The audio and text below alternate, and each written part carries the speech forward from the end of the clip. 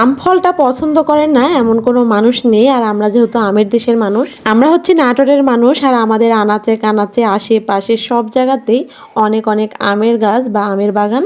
অনেক ভালো ভালো জাতের রসালো মিষ্টি আমগুলোই পাওয়া যায় আমাদের এই অঞ্চলে। আমের দিন আসলে আমাদের মেয়েদেরও অনেকটা সুবিধা হয়, রান্না বান্না একটু কম করলেও চলে। ঘরে যদি থাকে চিড়া মুড়ি ছাতু আর হচ্ছে রুটি, তাহলে দুধ জাল করে শুধুমাত্র আম কেটে এই তো পেট ভরে খাওয়া যায়। আম কাঁঠাল কলা চারিদিকে ভরপুর পেকে আছে, তাই তো আর রান্না বান্না করি না, শুধু এই তো দুধ জাল করে চিড়া মুড়ি রুটি এগুলো দিয়েই খাচ্ছি, কারণ এই খাবারগুলোই আমাদের কাছে অনেক বেশি প্রিয়। এই তো আজকে কিন্তু দুপুরে রান্না করি নাই, রুটি বানানো হয়েছে আর গরুর দুধ জাল করা হয়েছে। এই তো কেটে নিছি রূপালি আম, ছোট বড় সবাই অনেকটা মজা করেই খাচ্ছি।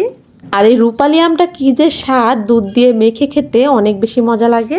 আম দিয়ে দুধ দিয়ে মাখলে আর আলাদা করে চিনি বা গুড় লাগে না, এত বেশি মিষ্টি আম। আর এই তো আমার হাসানটাও কতটা মজা করে খাচ্ছে দেখুন।